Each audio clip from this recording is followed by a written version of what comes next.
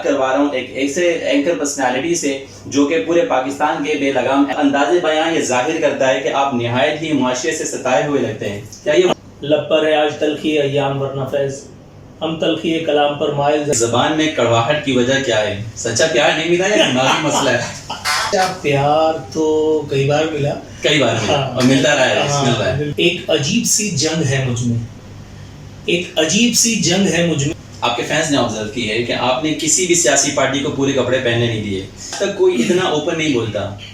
आप किसी की पर्ची हैं या फिर जिंदगी? और वो कहते हैं ना, हाज़ा मिन फज़ल रब्बी जब हो गया फबी ये आला रब्बी मा तुकज़िमान। लिफाफा ग्रुप आपकी किसी ने बोली लगाई है? क्योंकि हम जानते हैं कि सहाफ़त में। ये बताइए कि हम सिर्फ एक ख़ास मुद्दे पर, ख़ास टॉपिक पर, कराची में स्ट्रीट क्राइम्स पर, जो मुल्की हालात हैं वो हम सबके सामने हैं, तो आपकी नज़र में मुल्की हालात और बड़ा सख्त इल्ज़ाम है आपके ऊपर। तनकीद करना तो मुनासिब है, लेकिन आप मुत्तहिदा कौमी मूवमेंट की ऐसी चित्रोल करते हैं जैसे वो आपके फूफो के लड़के हों। हम टैक्सी ड्राइवर, मैं उसके साथ सफ़र कर रहा हूँ और उसकी जो है वो छाती पे गन रख करके और आपने चला दी।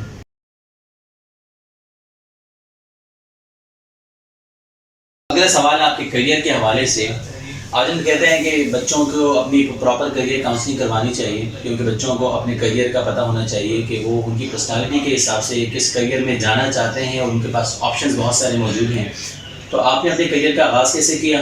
क्या आपको पता था कि आपने सोचा था कि एक दिन आप एंकर बनेंगे? आपकी प्रॉपर करियर काउंसलिंग हुई या आपको इस बारे में कुछ पता था? नो वे, मुझे ज़िंदगी ने सिर्फ धक्का दिया इस तरफ और मैं खुद बहता चला गया हालात के तहत। मैं एक मोटर कंपनी में वेल्डिंग शॉप में मेरी जॉब हुई थी और मेरी तनख्वाह थी उस वक्त जो उन्होंने मुझे ऑफ़र की थी 1998 में 3000। मेरे वाले साहब का इंतकाल हुआ था। I was the only son, I was 19 years old. मैं फैमिली को ज़ाहिर सपोर्ट करना चाहता था। वेरी नेक्स्ट डे मुझे कॉल आ गई एक पब्लिक रिलेशंस एजेंसी से, वहाँ ट्रांसलेटर की जॉब थी। वहाँ थी तनख्वाह 4000। 3000 और 4000 में था फ़र्क 1000 रुपये का। 1000 रुपये के फ़र्क से बज़ाहिर मैंने वो जॉब जो है वो एक्वायर की और मुझे नहीं पता था कि वो मेरी ज़िंदगी का नक्शा बदलने की तैयारी हुई है। उसके बाद फिर होते फिर PRO, फिर मीडिया एडवाइज़र, फिर लिखना लिखाने का सिलसिला शुरू हुआ। ग्रूमिंग होती रही। उसके बाद फिर एक दिन फाइनली स्क्रिप्टिंग तक बात पहुंची। जो स्क्रिप्ट मैंने लिखा वो किसी और से बोला नहीं जा रहा था, वो हादसाती तौर पे मुझे कैमरे के सामने खड़ा कर दिया गया और उसके बाद फिर मामला तक पहुँच गया।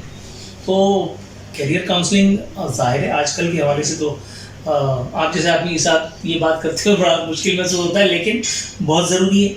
लेकिन मैं अपनी ज़ाती ज़िंदगी में मैंने कोई चीज़ कभी प्लान नहीं की। मेरे साथ सब कुछ गैबी तरफ से होता रहा है। मैंने कुछ प्लान नहीं किया, ना ही मैं अपने बच्चों को कोई बाकायदा कोई प्लान करके बताता हूँ। कोई चीज़ मुझे पता है, डेस्टिनी भी एक चीज़ है, वो इंसान को ले करके जाती है, लेकिन इसका मतलब ये भी नहीं है कि आप हाथ पे हाथ रख करके बैठ जाएँ।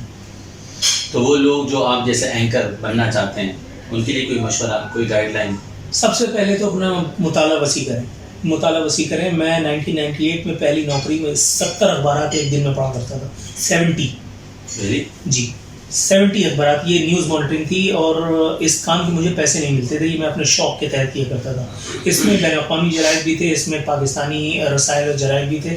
इसमें हम मुख्तलिफ क्लाइंट्स के लिए ख़बरें जो है वो तलाश किया करते थे।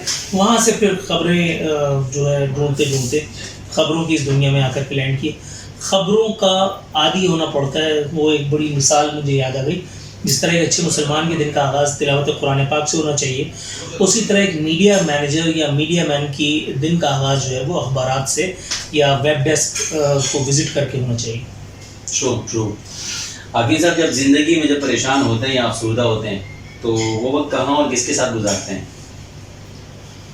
वो वक्त कहाँ और किसके साथ गुजारता हूँ? मैं असल में बड़ा घरगुज़रा टाइप का हूँ। ऑफिस से घर, घर से ऑफिस, घर के अलावा तो कहीं नहीं होता। किसके साथ का मतलब मैं किसी के साथ नहीं गुजारता। वो वक्त बस अपने साथ ही गुजर जाता है। कुछ गज़लें हैं, कुछ गीत हैं। किताब पढ़ना अब ज़रा कम हो गया है क्योंकि अब ज़रा मामला थोड़े से टफ हो गए, वरना पहले ये सारी चीज़ें बहुत होती हैं। गीत गज़ल वगैरह वो मुझे बहला देते हैं। मतलब आप भी उन्हीं लोगों में से हैं जो कहते हैं कि मैं और मेरे साथ भी नहीं। अकेले रहना पसंद करते हैं या आपके दोस्त हैं नहीं? या उनके पास टाइम नहीं है या आपके पास टाइम नहीं है? नहीं, मेरे दोस्त हैं, अल्हम्दुलिल्लाह मेरे दोस्त हैं। दोस्त मेरे वेल विशर्स हैं, आप जैसे मेरे दोस्त हैं।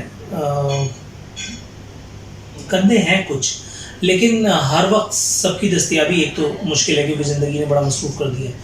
दूसरी बात ये कि रोते हैं वो बड़ा शेर मुझे याद आया, रोते हैं दिल के ज़ख्म तो हंसता नहीं कोई, इतना तो फ़ायदा मुझे तन्हाइयों से है। आज आपके पास गाड़ी है, मंजिल कहाँ से लाओगे?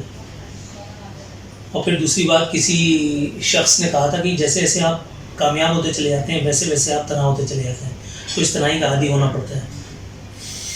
जी आरफीन साहब, एक बड़ा मासूमाना सा सवाल, कभी किसी से खुदा न खास्ता प्यार हुआ? मैं बड़ा मोहब्बती किस्म का आदमी हूँ, मुझे बहुत शदीद किस्म के प्यार हुए। मुझे 3 प्यार हुए एक महीने में, पूरी ज़िंदगी में? पूरी ज़िंदगी में, हाँ। और फाइनली फिर जो मेरा आखिरी हतमी इश्क था वो मेरी बीवी से हुआ। शादी से पहले मैंने उनसे कमिट किया टेलीफोन पे कि you may not be the first one but you are definitely the last one. और अल्लाह का शुक्र है, सुम्मा अल्हम्दुलिल्लाह, अभी तक अल्लाह ने सुरखुरू रखा हुआ है। आगे भी अल्लाह करे। आमीन आमीन। ज़िंदगी के एक सबक के बारे में हम आपसे पूछना चाहते हैं। 55 नंबर बस से सफ़र करते हुए आज करोला में सफ़र कर रहे हैं, कितना फ़र्क नज़र आ रहा है ज़िंदगी में? फ़र्क बहुत है, लेकिन मैं वही हूँ। पहले रूट बता दें, 55 नंबर बस कहाँ से कहाँ जाती थी? हाँ, गुरु मंदिर से और मुज़ाफ़ात का रुख करती थी। लर्निंग थी। मैं उस अरसे को अपना सबसे बड़ा मोहसिन गर्दानता हूँ। उस ठोकर ने, उस जद्दोजहद ने मुझे बहुत कुछ सिखाया। हर दिन मैंने कुछ ना कुछ सीखा। आज भी ऐसा होता है कि जब मैं अपने बच्चों को बताता हूँ बेटा देखो 55 नंबर की बस आ रही है, वो 44 नंबर की बस आ रही है, मैं इसमें ऑफिस जाया करता था, वो फलाना कोच आ रही है, तो मेरे बच्चे अक्सर उकता जाते हैं कि बाबा आप तो हर बस को देख करके यही कहते हैं। तो मैं आज भी अपने रूट से जुड़ा हूँ, मुझे अच्छी तरह से मालूम है। फ़र्क सिर्फ शायद आपका ये है कि मैं उस पब्लिक ट्रांसपोर्ट से और अपनी पर्सनल ट्रांसपोर्ट में आ गया हूँ, दैट्स इट। वरना मैं आदमी वही। You are kind of person who doesn't want के अपना माजी जो है ना वो छुपाए और किसी को ना बताए। मैं साहिर लुधियानवी तो नहीं हूँ जो कहता था कि अपने माजी के तस्वुर से हिरासा हूँ मैं, अपने गुजरे हुए अय्याम से नफरत है मुझे। नो, आई लव माई माजी, आई लव माई हाल। और अल्लाह ने अल्हम्दुलिल्लाह मुझे हर चीज़ से नवाजा है। किस चीज़ पे मैं शर्म करूँ? एक क्लर्क का बेटा होने पे? No, never. क्यों?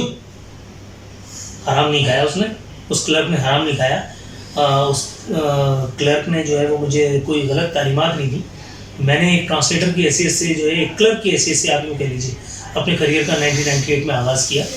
लेकिन साथ ही साथ ये भी तो है कि मैं आज एक करंट अफेयर एंकर हूँ। साथ ही साथ ये भी तो एक कटल हकीकत है कि मैं एक प्रिंसिपल का बेटा हूँ, मैं एक प्रिंसिपल का दामाद हूँ। अल्हम्दुलिल्लाह, सुम्मा अल्हम्दुलिल्लाह। मैंने पीले स्कूल में तालीम हासिल की and I am proud of it. और आज अल्लाह का शुक्र है मेरे बच्चे वो लेवल्स में, सुम्मा अल्हम्दुलिल्लाह। तो ज़िंदगी के जो 24-25 साल आपके करियर के, if I am not wrong, 24-25 साल आपके करियर के गुजरे हैं, तो उसमें कभी ऐसा लम्हा है जिसमें आपको लगा हो कि आपका इस करियर का इंतखाब आपकी एक गलती थी? हाँ, बहुत दफ़ा। कॉर्पोरेट मैनेजर था तो सोचता था कि यार क्या झक मार रहा हूँ। रिपोर्ट डायरेक्ट एमडी को करता था और अंदर एक जो है वो बेचैनी सी थी। लेकिन जब 5,000 रुपये पे मैंने स्क्रिप्ट राइटर की नौकरी की तो मुझे लगा कि यार मैं कुछ तो बदल सकता हूँ। उसके बाद जब एंकर बना तो मुझे लगा कि यार अब मैं बहुत कुछ और कर सकता हूँ।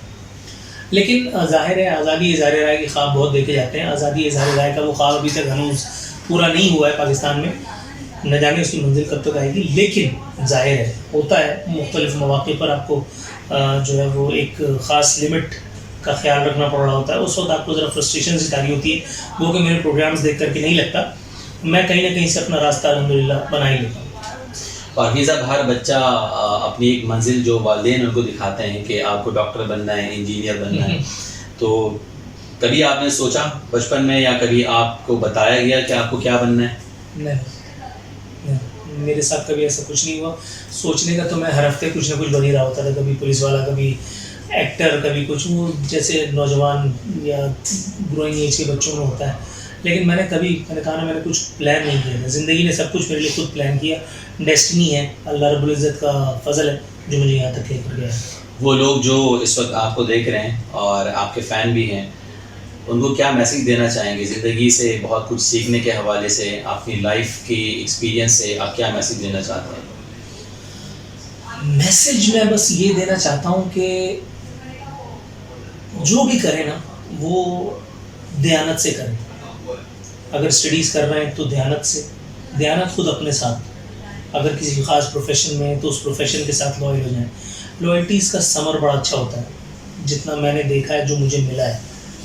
बज़ाहिर शुरू में बड़ी तकलीफ़ होती हैं, बड़ा स्ट्रगल करना पड़ता है, सफ़रर्स में भी नाम शामिल हो जाता है टाइम्स, लेकिन इन दी एंड बड़ा पीस होता है। आप बहुत इत्मीनान में होते हैं, आप बहुत फजल में महसूस करते हैं। ऐसे लोगों को भी जानता हूँ मैं, ऐसे लोगों को भी जानता हूँ मैं, मेरे प्रोग्राम्स में आते रहे। कहते हैं ना, ऊंची दुकान फीका पकवान, आगे गाड़ी और पीछे गाड़ी, गार्ड्स की भरमार, इतने बड़े बड़े घर, और जब आप उनके अंदर झांक करके देखते हैं तो कुछ नहीं निकलता। तो जो करें दयानत के साथ करें। Honesty is the best policy, जो मैंने देखा, मुझे तो यही समझ में आया है।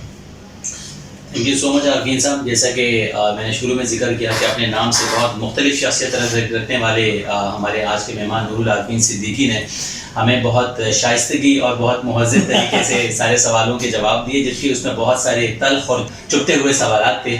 तो आपके टाइम का बहुत बहुत शुक्रिया। Thank you so much. आज हमारे चैनल पे आपने हमें टाइम दिया। Thank you.